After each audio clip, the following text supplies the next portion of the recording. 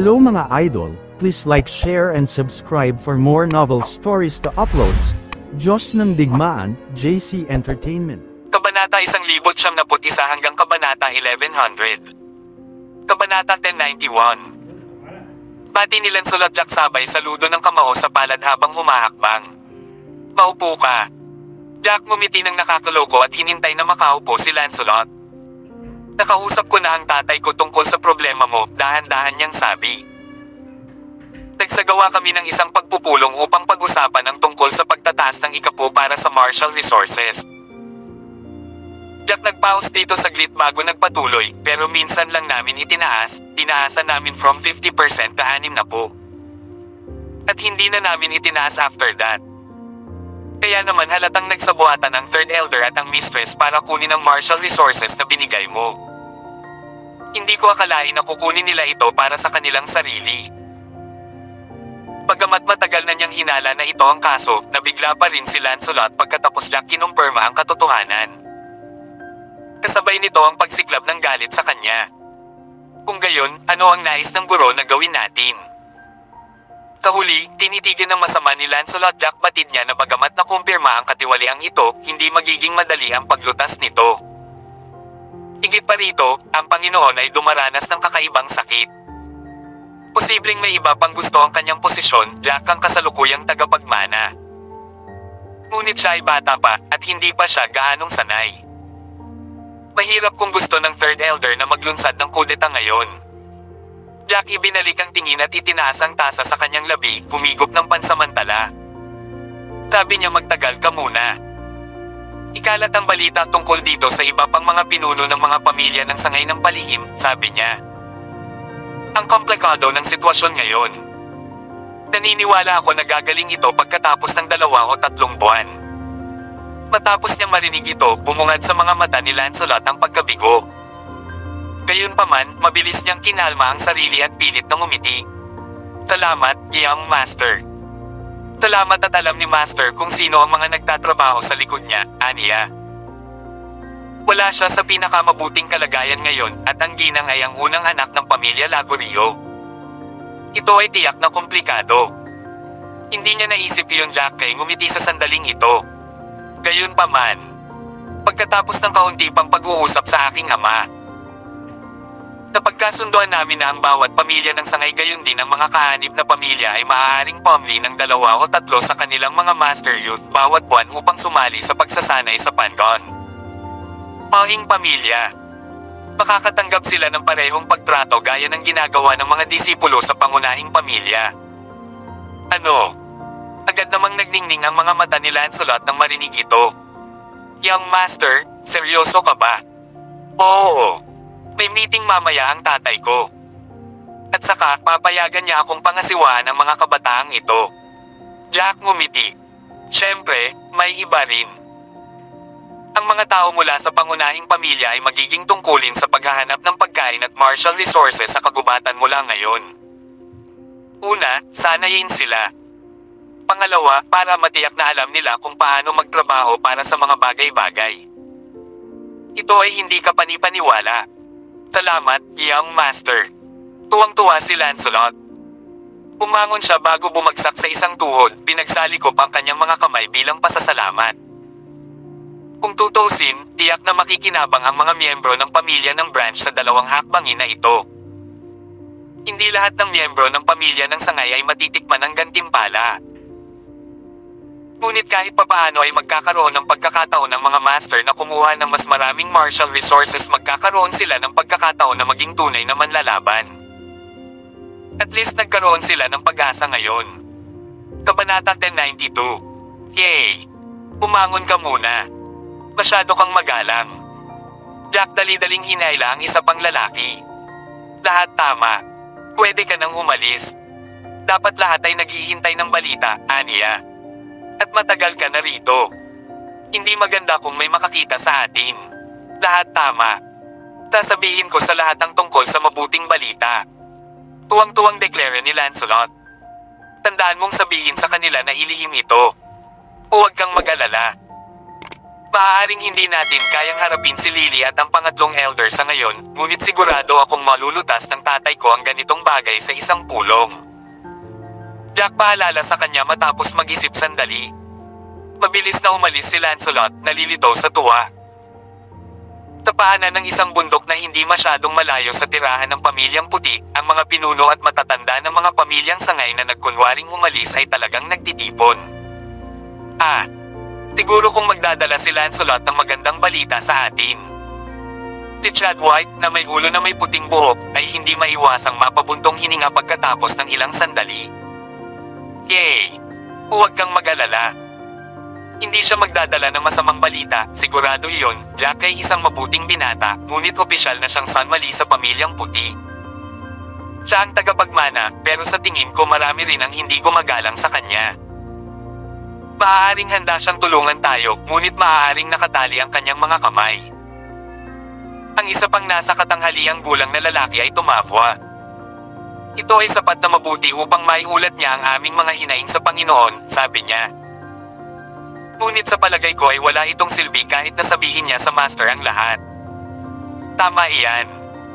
Walang paraan si Master para harapin ang Third Elder at ang Mistress kahit alam niya kung ano ang nangyayari. Higit pa rito, ang kanyang pisikal na kalagayan ay kakilakilabot ngayon. Walang magawang sabi ng isang babae pagkatapos mag-isip. Tama iyan. Walang kwenta kahit alam Master. Pero mas mabuti pa rin na alam niya kaysa hindi niya alam. At saka, hindi natin alam kung totoong nagsabuatan ang Third Elder at ang Mistress para kunin ang martial resources. Paano kung si Master ang nagutos sa kanila na gawin iyon? Isang mapait na ngiti ang pinakita ng nasa katanghaliang gulang na lalaki kanina. Kaya huwag tayong masyadong umasa. Kung mas mataas ang iyong pag-asa, mas malaki ang iyong pagkabigo. Buti na lang Young. Master Jack nag-treat sa amin ng barbecue at beer kahapon. Darating siya. Sa sandaling ito, napansin ni Chad ang silhwete ni Lancelot. Lumulundag ang pananabik sa kanyang puso. Nakita rin sila ni Lancelot at sabik na sumugod. Anong nangyari? Ginawa Jack spill anong nangyari sa amin ni Master. Ang Third Elder at ang Mistress ba ay kasabwat para kunin ang martial resources? Agad namang humakbang si Chad nang mauna sa kanya si Lancelot. Tumingin siya sa ibang lalaki ng may pag-asa. Ginawa niya. Kahit ano yung Master Jack sabi niya gagawin niya. Bahagyang ngumiti ang mga labi ni Lancelot. Galit na galit ang Master nang malaman niya ito, anunsyo niya sa karamihan. Kasi hiniling lang ng pamilyang puti na dagdagan ng malit na porsyento ang 10 hanggang 60%. Hindi nila kailanman pinag-usapan na itaas ito sa 70 o 80%. Tinabi ko sa iyo, hindi sana gagawa ng ganyan si Master. Kaya naman sinabi ko na dapat si Third Elder iyon. Siya at ang Seniora ay mga kahabag-habag na tao. Bakit nila gustong kumuha ng napakaraming martial resources para sa kanilang sarili? Hindi man lang nila ito matatapos. Tinadyakan ni Chad ang kanyang paa na babalot ng matuwid na aura. Pagkatapos, may solusyon ba ang Master dito? Kabanata 1093. Nangiti ng mapait ang nasa katanghaliang gulang na lalaki at medyo walang magawa. Tumingon si Lancelot sa mga tao at nagsalita, malinaw na sinabi ni Master White na haharapin niya ang bagay na ito, ngunit hindi ngayon. Pagpasensyahan niyo na lang at bigyan siya ng 2 hanggang 3 buwan. 2 hanggang 3 buwan pa. Gaano pa ba tayo katagal magtitiis dito? Kung hindi niya ito kakayanin ngayon, ano ang dahilan kung bakit kaya niya itong gawin sa loob ng 2 o 3 buwan? At sa tingin ko, nanlamig at nanigas ang katawan niya pagkatapos ng 2 buwan mamamatay na siya. Sa oras na iyon, sa wakas ay maaari na siyang magpahinga at walang pakialaman sa anumang bagay. Puno ng galit at pagkadismaya ang tiyan ng nasa katanghaliang gulang na lalaki. Sarcastic niyang tahol. Matagal na tayong nagtiis, hanggang kailan natin ipagpatuloy ang kalokohan? Tingnan mo, ano ang sinasabi ko? Kahit na alam ni Master White ang tungkol sa bagay na iyon, tiyak na wala siyang magagawa. Napaka-unreliable. Listen, hindi mo masisisi kay Nash. Tiyak na ayaw niyang mangyari ang alinman sa mga ito.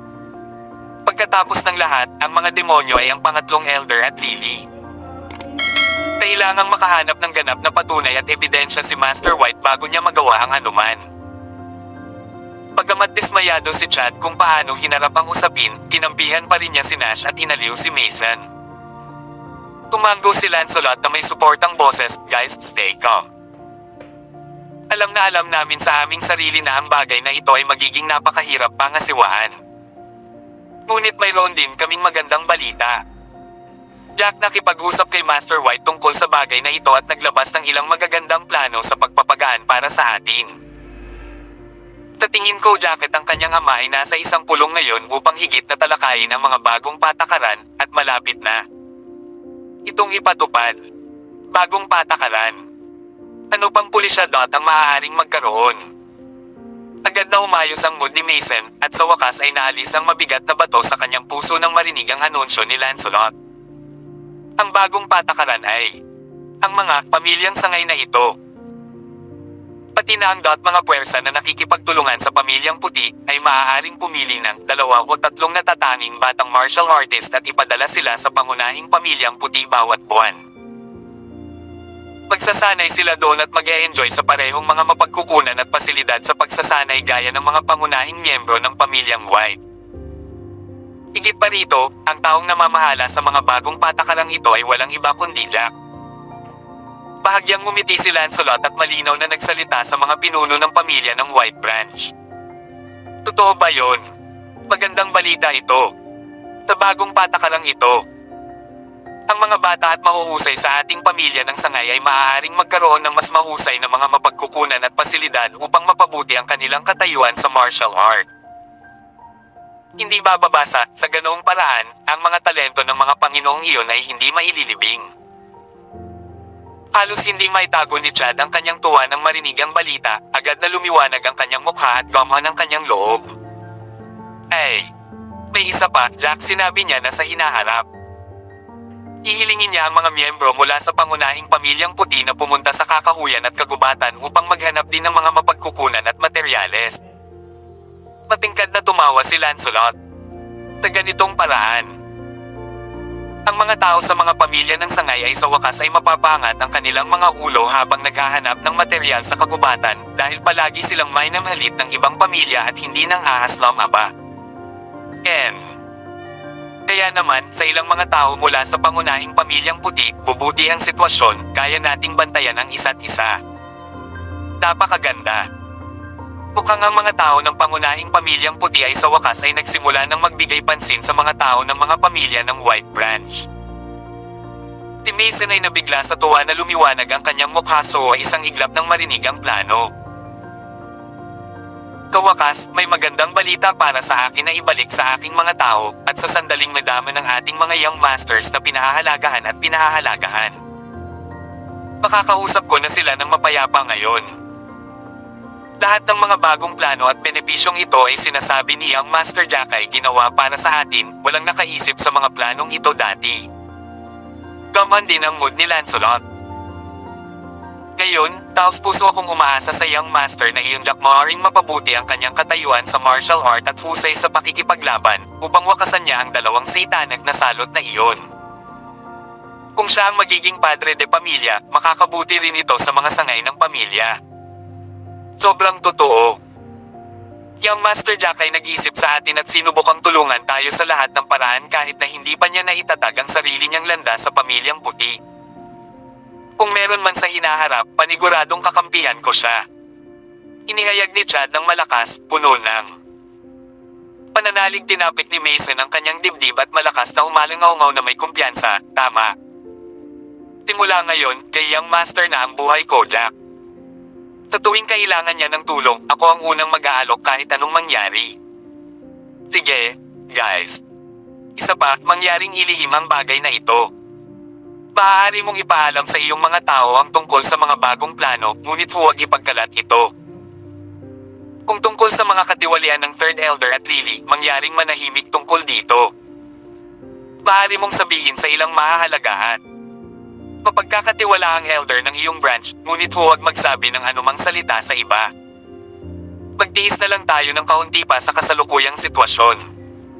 Naniniwala ako kay Young Master Jack lalaban para sa atin. Inikat ni Lancelot ang kanyang ulo patungo sa direksyon ng tirahan ng pangunahing pamilyang puti, nakatingin sa malayo na may malalim na iniisip. Taka siya umalis kasama ang mga tao. Kabanata 1094. Noong tanghali, nagpatawag ng meeting si Nash. Ang dalawang bagong plano na sinabi noon ay inilabas sa pulong at karamihan sa mga dumalo ay sumang-ayon sa kanila. Si Lily, ang pangatlong elder, at dalawa pang matatanda ay medyo tutol sa mga ideya, gayunpaman, ang karamihan sa mga miyembro ay sumang-ayon sa mga plano. Karamihan sa kanila ay nag-isip na ang mga pamilyang sangay na iyon ay gumagawa ng hindi mabuburya ng mga kontribusyon sa mga nakaraang taon, kaya inaprubahan nila ang mga bagong patakaran. Walang magawa si Lily at ang barkada kahit hinamak nila ang mga ideya. Matapos maitakda ang mga bagong patakaran, ipinasa ang mga usapin Jack hawakan. Si Beth at Yul ay tutulong Jack sa bagay na ito. Si Lily at ang pangatlong elder ay lumabas ng meeting room na nagtatampo. Naabutan nila si Hudson na naglalakad papunta sa kanila pabalik sa kanilang tirahan. Nasa malalim silang usapan hanggang sa lumitaw si Hudson. Magandang araw, First Madam. Magandang araw, Third Elder. Tinalubong ni Hudson sina Lily at Third Elder na may malawak na ngiti sa kanyang mukha. Matapos silang bitin, nang magpapatuloy na sana siya sa kanyang paglalakad, bigla siyang may naisip, at pagkatapos ay agad siyang umikot at sumigaw kina Lily at Third Elder, tama. Pangatlong Elder, may isang bagay na hindi ko alam kung dapat ko bang ipaalam sa inyo ni First Madam ang tungkol dito. Tungkol saan iyan? Ang ikatlong elder ay tumingin kay Hudson nang may pagtataka at nagtanong. Nakita ko si Lancelot, ang pinuno ng pamilya ng White Branch na nagkikite jacket pagkatapos ay umalis sa lugar hindi nagtagal. Nakangiting sagot ni Hudson. Ganoon ba? Yung lalaking yon, ano yung nakilala niya Jack Pereza? Don't tell him na dinidilaan niya saan niya ngayon to garner some benefits. Pumunat ang noo ng lakatlong elder, natarante siya sa balita. Hindi ako sigurado kung ang palihim na pagkikita ni Lancelot at Jack may kinaltman sa meeting ngayon lang. Hindi kaya si Lancelot talaga ang nagsuggest ng mga planong iyon, Jack? Pinag-isipang mabuti ni Lily ang kakaibang pagkikita ni Lancelot at Jack at inilabas ang tanong. Posible talaga yun. Pagkatapos ng lahat, ang dalawang bagong patakaran na nagpapahintulot sa ilang mahuhusay na batang martial artist ng mga pamilya ng White Branch na sumali sa pagsasanay kasama ang pangunahing pamilyang puti. At ang pagpunta sa mga miyembro ng pangunahing pamilyang puti sa kagubatan upang mangolekta ng mga mapagkukunan ay parehong magandang balita sa ang mga pamilya ng White Branch. Pumunat ang noo ni Wade at dahan-dahang binigkas ang kanyang pagsusuri. Meeting. May pagpupulong ngayon tungkol sa mga bagong patakarang ito. Narinig ni Hudson ang palitan at napasigaw. Parang si Lancelot talaga ang nagpunti Jack Perez sa mga bagay na ito. Itong mga FEDs king be start from the branch families, mas lalo silang nagtatanong ngayon, di ba? Paano nila iminumungkahi na ipadala ang kanilang mga batang martial artist sa aming pangunahing pamilya? Ginagawa kaming ibahagi ang aming mga mapagkukunan at pasilidad sa kanila. Ang aming bahagi ng martial enhancement resources ay magiging mas kaunti. Galit na sabi ni Lily, sangayon talaga ako. Ang pinakanakakabigaw na bagay ay na ikaw at ang iba pang mga kabataang mahuhusay na martial artist na ang martial status at combat prowess ay umabot na sa Grandmaster level o kahit na demigod level, ay kailangang maglaan ng iyong mahalagang oras sa pagsasanay upang pumunta sa kagubatan at mag-scavenge para sa mga mapagkukunan. Hindi lang nito nauubos ang oras ng iyong pagsasanay, ngunit mapanganib din para sa inyong lahat na pumunta sa ganoong uri ng lugar. Kung sino man sa inyo ang hindi nabiyayaan ng maswerteng Diyos at mapatay ng mga halimaw sa kagubatan, napakasayang. Nakita ni Wade ang pagkakataon na mag-udyok sa pagitan ni Hudson at ng kanyang lolo si Nash, mabilis siyang tumunog at pinaipayan ang apoy ng gulo. Lokal talaga ang sinabi ni First Madam. Ang hindi ko makuha ay pumayag dito ang iyong lolo na sinasabi na ang mga kabataan ay dapat na lumabas upang makipagsapalaran o Kung ano man, at iyon ang tanging paraan upang umunlad, upang ilantad ang sarili sa iba't ibang pananaw sa mundo at upang mapabuti ang kahusayan sa pakikipaglaban. Kabanata 1095. Naisip ni Lily at Wade na kapag narinig ni Hudson ang ginawa ng kanyang lolo sa pangunahing pamilyang White, manganginig siya sa galit. Little did they expect, Hudson's eyes were brightened at the new ideas and beamed happy. Napakagaling, di ba? Sa katunayan, ang pagpunta sa kagubatan at pag-scavenging para sa mga mapagkukunang iyon ay tulad ng treasure hunting, kaya kapanapanabik. Masarap ang pakiramdam ko sa ideya. Lalo na kapag kailangan mong manatili sa bahay araw-araw para sanayin, napaka-routine at nakakainip. Kaya, gusto kong pumunta sa kagubatan upang magsanay at galugarin ang mundo. Ako, si Hudson White, ay hindi natatakot sa kamatayan. Kung gusto kong maging mas malakas, dapat kong harapin ang mga hamon. Agad namang namula ang mukha ni Lily at Wade nang marinig ang sinabi ni Hudson. Natigilan sila. Sige. First Madam at Third Elder, aalis muna ako. Ang pagpapalam sa mga miyembro ng mga pamilya ng branch na magsanay dito ay talagang isang bagay na kinaiinisan ko, ngunit ang pagpapadala sa amin sa kagubatan at pangangaso ng mga mapagkukunan ay isa ng bagay na sa tingin ko ay kawili-wili, at gusto ko ito. Matagal ko nang gustong lumabas para magpahinga. Tumayo si Hudson habang nagsasalita siya ng malakas. Ano na naman kaya ang iniisip ng batang ito? Paano siya makakasang-ayon sa mga bagong patakaran? Umaba ng malalim ang mukha ni Lily habang pinagmamasdan ang likod ni Hudson na unti-unting lumalayo sa kanya. Buntong hininga. Ang Lady of Luck ay hindi nakasama ko kamakailan. Bakit hindi maganda ang takbo ng lahat? At tungkol sa anak ko, wala ba talagang clue? Tanong ni Lily na humihingal. Umiling si Wade at sinabing, unang ginang, wala pa tungkol kay Young Master Lance. Kung mayroon mang balita o bakas, tiyak na ipapaalam ko kaagad. Nakaramdam ako ng kakaiba sa pangyayari. Ilang pamilya ang nagsama-sama at may kasama silang mga lalaki, paano na lang sila sumangga sa hangin? Wala man lang balita. Oo, kahit na nakatagpo sila ng makapangyarihang halimaw na halimaw, napakaraming lalaki ang kasama nila, nakakalat sila at nakatakas sa iba't ibang direksyon. Ang isa o dalawa sa kanila ay dapat na makatakas at mabuhay ng matagal upang makarating sa amin, hindi ba? Ang nakakatuwa pa ay ang anak ko at ang iba pang mahuhusay na manlalaban ng ibang pamilya ay pawang mga magaling na manlalaban, at hindi naman mababa ang kanilang martial status. Ang mga generic na halimaw na hayop ay hindi nila kalaban. Kung hindi nila kayang lumaban, makakatakas sila palagi. Ang puso ni Lily ay nabalot ng pag-aalala at takot, araw-araw siyang pinahihirapan ng mga nakakatakot na damdaming ito. Huwag kang mag-alala, naniniwala ako na babalik si Young Master Lance na buhay. Isa siyang maswerteng batang lucky na laging biniyayaan ng Diyos. At patuloy siyang hahanapin ng ating mga tao. Inaliw ni Wade si Lily sa malumanay na tono. Huminto siya sa pagmumuni-muni at nagpatuloy, ang nasusunog ngayon ay Jack. Ang kanyang husay sa pakikipaglaban ay hindi masyadong mataas, ngunit siya ay napakatalino. Tinulungan niya ang mga tao ng pamilya ng branch at ginamit ang mga bagong patakaran para magkaroon ng tiwala at magandang impresyon. Pinili niya ang kanilang mga puso sa pagkakataong ito. Tama ka. Si Lancelot ay isang tao na kailangan din nating maging maingat. Naglakas loob siyang makipagkiti-jacket balangkasin ang lahat ng mga bagay na ito. Gaano siya kasuklam-suklam. Pilit na sigaw ni Lily.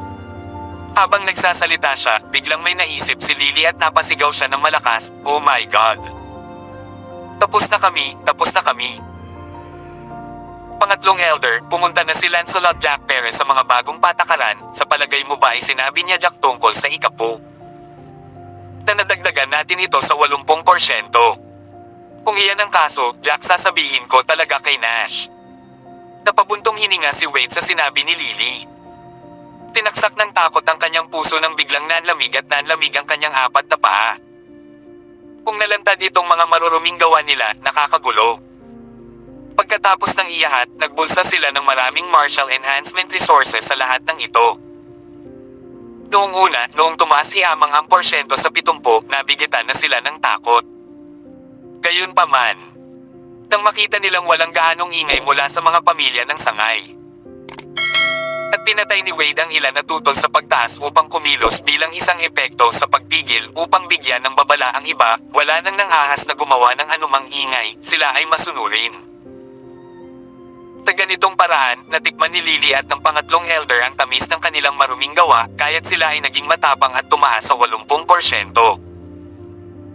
Akala nila ay hindi malalantad ang kanilang gawa at maaari nilang ipagpatuloy ang pagbulsa ng mga mapagkukunan hanggang sa pagkamatay ni Nash. Sa oras na iyon, gagawa sila ng paraan upang maging padre de pamilya. Halatang hindi inaasahan ng dalawa ang pagdating ni Jack sa pamilyang puti at ang kanyang presensya ay sumire sa kanilang mga plano. F6. Pag nalaman ni Nash, tapos na tayo. Pinakaayaw niya ang mga gawaing ito, siguradong laslasan niya ang ating lalamunan. Ang mukha ni Wade ay naging malungkot sa sinabi niya at ang kanyang puso ay nasa isang ganap na estado ng takot. Kabanata 1096. Kinalma ni Lily ang kanyang ulo at inisip ang bagay na iyon. Hindi naman dapat alam ni Nash ang tungkol dito. Kung ginawa niya, may sasabihin sana siya sa pulong ngayon at basagin pa ang mesa o kung ano. Mukhang masaya siya ngayon at nakangiti siya sa buong meeting, kaya bet ko na hindi pa niya alam ang tungkol dito. Umiling si Lily at nagmungkahi. Isang malaking buntong hininga ang pinakawalan ni Wade nang marinig ang pagsusuri ni Lily. Tama ka. Kung alam iyang ni Nash, matagal na siyang sumabog. Bukod dito, si Lancelot, bilang pinuno ng pamilya ng sangay, ay hindi isang matapang na tao. Sa tuwing pupunta ako upang mangolekta ng mga mapagkukunan mula sa kanya, palagi kaya akong binabati ng nakangiting mukha at naghahanda pa nga ng masarap na pagkain at alak para ipaggamot ako. Ang gayong tao kay hindi maglalakas loob na magsalita maliban kung siya ay may hiling na kamatayan. Kung titingnan ang sitwasyon, sa tingin ko gusto lang ni Lancelot na ipaglaban ang ilang benepisyo para sa kanyang mga tao sa Branch family. Maliban doon, sa tingin ko wala siyang laban sa atin. Wade chuckled then added, ang B-Star Jack bet hindi siya dares na umalis sa pangunahing pamilya. Siya ay medyo matalino, hindi ba? Hanggat hindi siya tanga, imposibleng iwan niya ang pamilyang puti. Kung tutusin, ang kanyang ama ay namamatay, kaya tiyak na mananatili siya sa tabi ng kanyang ama at gugulin ang natitirang oras niya rito ng mapayapa. Tama, wala ka bang balak mag-retreat? Kailan ka pupunta? Sa retreat na ito, dapat kang magsikap na masira ang Demigod Realm at maabot ang totoong God Realm. Sa sandaling magtagumpay ka, ang unang elder ay hindi na magiging iyong kalaban. Makakahanap ka ng pagkakataon para wakasan ang kanyang buhay, at pagkatapos jackpoti na rin ang buhay. Pagkatapos ng lahat ng iyon, ang posisyon ng ulo ng pamilya ay magiging iyo. Naiinip si Lily sa mga iniisip niya. Habang nakakuyom ang kanyang isda, mamulong siya. Pagkatapos mong patayin ang B-Star Jack, please don't touch a single strand of Jones' hair, leave that bitch to me. Tisiguraduhin kong magdurusa siya ng wasto sa pamilyang puti na magmakaawa siyang mamatay kaysa magpatuloy na mabuhay. Upang aliwin si Lily, sumangayon si Wade at idinagdag, sa oras na iyon, kailangan mong suportahan ako at ang iba pang mga matatanda upang makuha ang posisyon ng ulo ng pamilya. Pinsan ng unang elder, Nash White. At Jack namatay na, ako ang magiging pinakamalakas na manlalaban dito sa pamilyang puti. Bagamat hindi mahirap para sa akin na maging pinuno sa oras na iyon, sa tulong ng mga matatanda at ng iyong malakas na suporta, ang isa ay hindi makakarinig ng magkasalungat na ingay. Huwag kang mag-alala. Pagdating ng panahon, buo ang suporta ko. Tinapunan ni Lily si Wade ng isang mapanlinlang na kindat habang nagsasalita ito sa mapang-akit na tono. Pero huwag mong kakalimutan ang kasunduan natin, hanggat buhay pa ang anak ko, ibabalik mo sa kanya ang posisyon ng family head. Intindihin. Dagdag niya. Haha. Huwag kang mag-abala, tiyak na ibibigay ko ito sa kanya. Malakas na tumawa si Wade at napatigil sa pagtawa nang may makita siyang naglalakad palapit sa kanila. Sige, magre-retreat ako ngayon. Kung walang seryoso, hindi ka dapat lumapit at istorbohin ako. Tinisikap kong masira ang Demigod Realm sa pagkakataong ito at makarating sa totoong Diyos Realm. Kapag narating ko na ang totoong Diyos, gusto kong makita kung sino ang maglalakas loob na pigilan ako. Umisi si Wade. Sige. Hihintayin ko ang iyong magandang balita. Umadjejek si Vip at nagpatuloy, well, mas mabuting puntahan ko Nash ngayon. Kung tutusin, kailangan pong itulop ang pag-orte ng magaling na asawa, kung hinay, mahirap kung maghinala siya sa atin.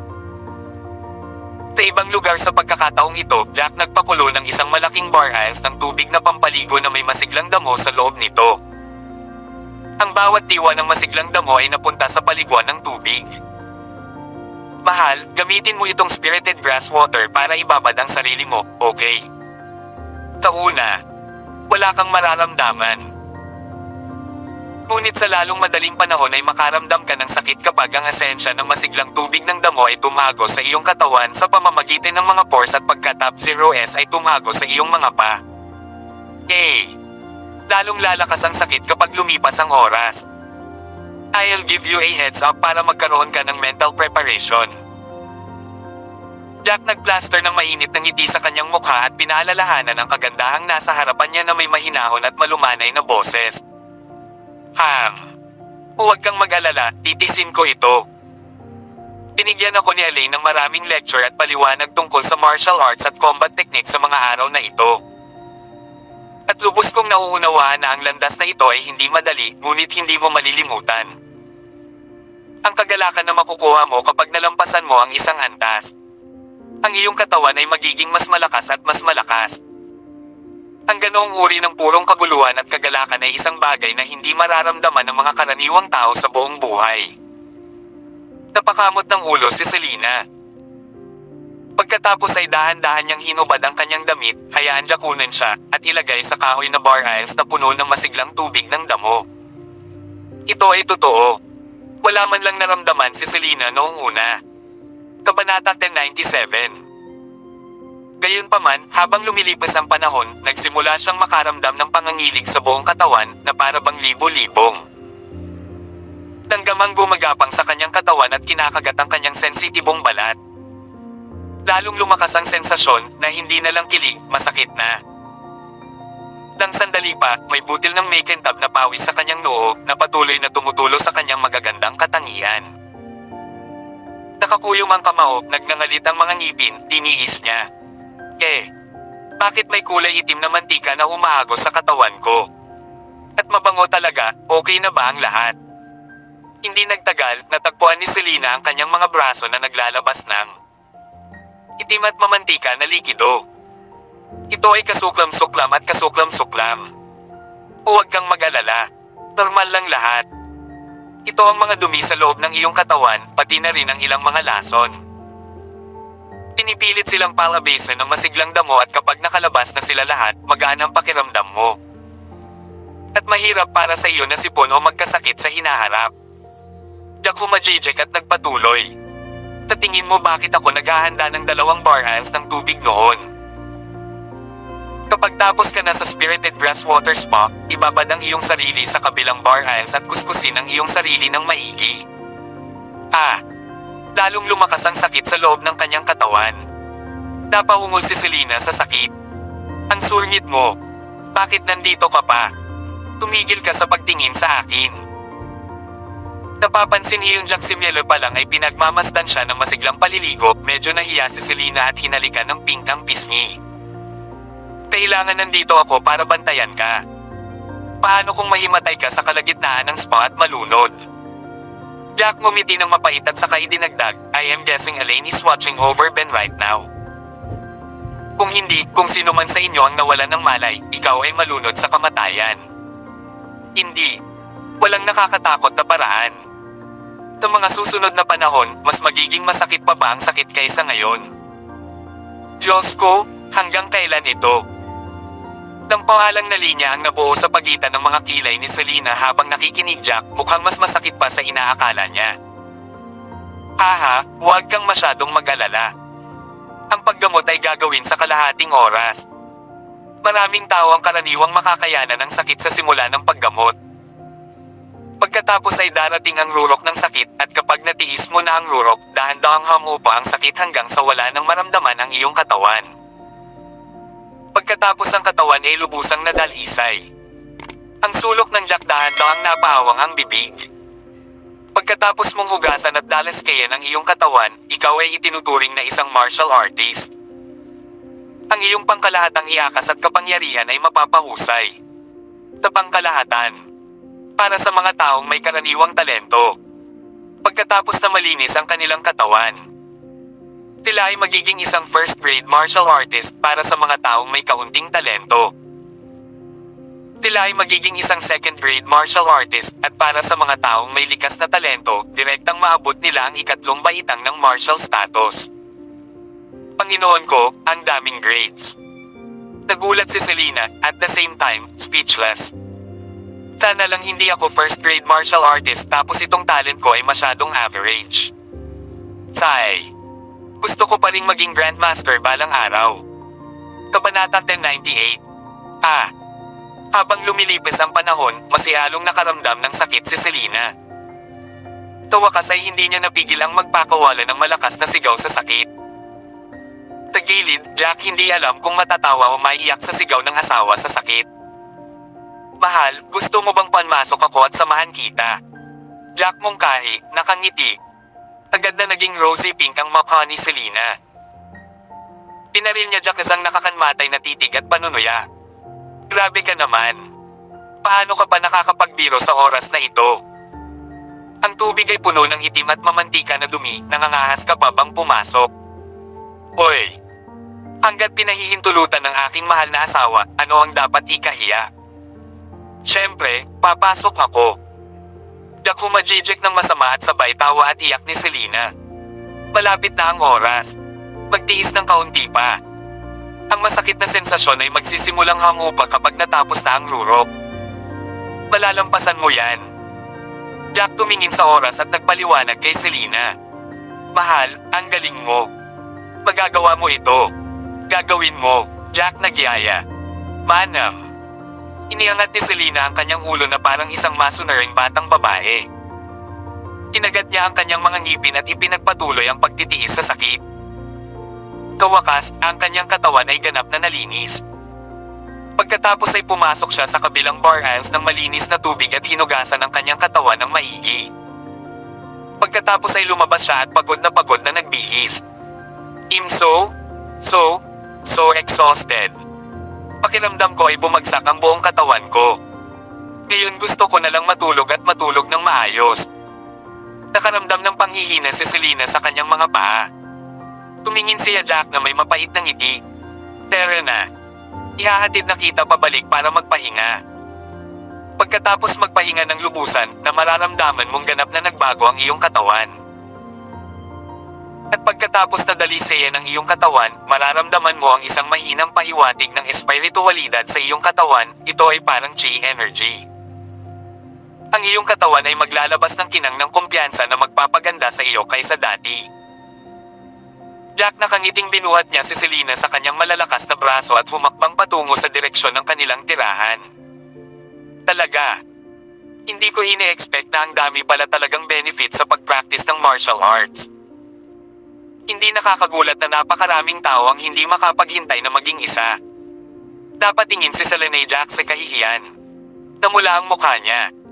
Hindi ko akalain na isang araw ay tatahak ako sa landas ng martial arts. Dagdag niya. Mabilis na lumipas ang oras at kinaumagahan, sa wakas ay naging masigla muli si Selena.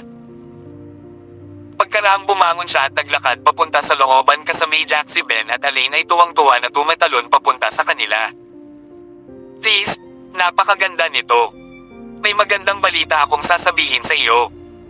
Matagumpay kong nalinis ang aking katawan kahapon.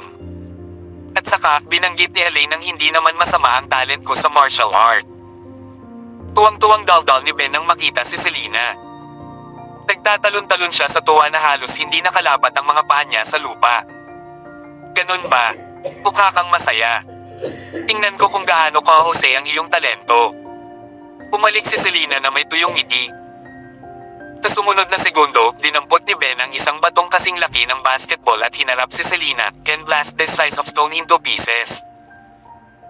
Sabi sa akin ni Elaine, sa sobrang lakas, maituturing akong second grade martial artist.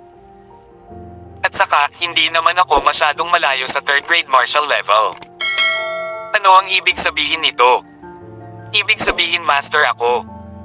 Well, at least mas magaling ako kaysa sa karaniwang tao. Wow! Ang galing talaga.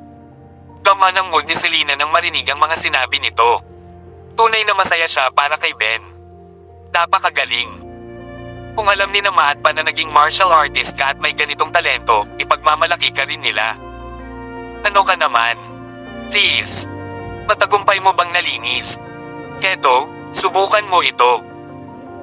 Matapos malaglag ang huling syllabus.ng salita, itinulak ni Ben ang batong kasing laki ng basketball sa braso ni Selena. Kabanata 1099. Napakalaki. Hindi pwede. Hindi ko masisira yon. Natatakot ako sa pagtingin ko lang dito. Napatingin si Selena sa bato sa kanyang palad at nagsalita sa tono ng pagkataranta. Pakiramdam niya ay hindi na niya kayang basagin ang isang bato na kasing laki ng isang kamao, ano pa ba ang laki ng basketball. Hindi mo malalaman kung hindi mo susubukan. Ngunit inilibot ni Ben ang mga mata sa kanya. Akala ko hindi ko rin masisira. Pero ginawa ko, sabi niya. Subukan mo. Sis, hindi mo ba alam na ang bato ay hindi kasing bigat ng iyong inaakala habang dinadala mo ito. Diyon ay dahil ang iyong lakas ay hindi na lakas ng isang ordinaryong tao. Mayroon kang katawan ng isang martial artist ngayon. Dito, huminto sandali si Ben bago nagpatuloy. Sis, alam mo ba na ang taong tunay na malakas ay ang hindi kumikibo sa tigre at ang tingin sa tigre ay langgam? Nang marinig ito ni Elaine, hindi niya maiwasang mapangiti. Kanina ko lang sinabi sa'yo ang lahat ng iyan.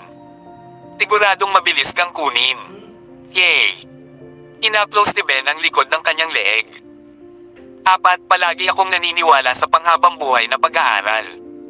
Subukan mo, mahal. Kapatid kanya pareho ka ng ina. Kung kaya niya, hindi ka mawawala sa kanya bilang kuya niya. Tsaka malakas ang kaitawawan mo ngayon. Hindi naman magiging sobra kahit suntukin mo ang bato. Iba ka sa dati, okay? Jack nagsalita sa gilid, nakangisi. Lahat tama. Susubukan ko. Inandam ni Selena ang bato sa isang braso at ikinuyom ang isa pang kamay sa isang kamao, dumiretso ito sa bato. Lahat ay nanatiling tahimik pagkatapos ng napakalaking putok at ang bato sa kamay ni Selena ay nabasag at nahulog sa lupa. Diyos ko! Hindi pwede. Ang galing mo. Sis! Bulalas ni Ben nang makita ito. Nakita mo ba iyon, Jack? Nakita mo ba iyon? Nagawa ko. At ito ay napakadali. Hindi man lang masakit ang kamay ko. Tuwang-tuwa si Selena matapos niyang makita ito. Ito ay kamangha-manghang. Parang 2nd grade martial artist ako gaya ng kapatid ko ngayon. Kasing talino ko siya. Halos master na tayo. Sa tingin ko ang iyong lakas ay higit pa sa isang 2nd grade martial artist, sis. Nakatitig lang sa kanya si Elaine at napangiti ng mapait. Inilagay ni Ben ang bato sa isang bangko at ginamit ang lahat ng kanyang lakas para basagin ito. Inawakan mo ito sa isang braso, ngunit nabalian mo pa rin. Ang lakas na ito ay malamang sa isang 3rd grade martial artist. Nanlaki ang mata ni Selena. So sinasabi mo sa akin na hindi binasag ni Ben ang bato sa ganoong paraan? Jack, hindi alam kung matatawa o maiyak. Ko ay isang tunay na master, mahal ko. Siguradong 3rd grade martial artist ka. Medyo malakas ka na. Tama iyan. Sa talentong tulad ng sa iyo, maaari kang magkaroon ng mga kasanayan sa pakikipaglaban ng isang major na may kaunting pagsasanay.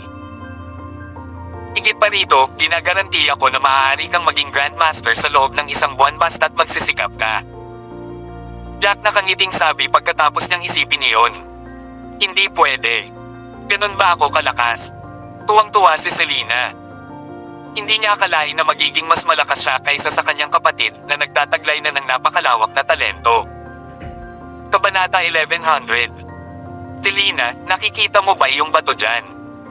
Yung nasa lupa, mas malaki ng konti sa basketball. Pumunta at pindutin ito kung hindi ka pa rin naniniwala. Kung masira ito, nangangahulugan ito na talagang may lakas ka ng isang 3rd grade martial artist. Jack inilibot niya ang paningin sa paligid bago siya pumili ng kalapit na bato. Kinausap niya si Selena. Talaga. Hayaan mo akong subukan. Tinanggap ni Selena ang kanyang sinabi at ngumisi. Dumapit siya at sinuntok ang bato. Isang bitik ang umalangaw-ngaw sa hangin at ang napakalaking batong nahati na iyon ay bumukas at nagkapira-piraso. Ito ay kamangha-manghang. Sis, pinagseselosan ako ng talent mo. Habang pinapanood ni Ben, ang kanyang unang pananabik ay biglang humupa. Pakiramdam niya ay may matinding dagok ang kanyang ego. Kanina lang niya gustong magpakitang gilas pero ngayon wala na siyang pagkakataon. Hindi ko mapigilan. Ako ang nakatatandang kapatid mo kung tutusin. Dumiwanag sa mukha ni Selena ang nakakahawang ngiti. Pagkatapos ay may naisip siya at idinagdag, Kylie would be so happy if she could see me right now.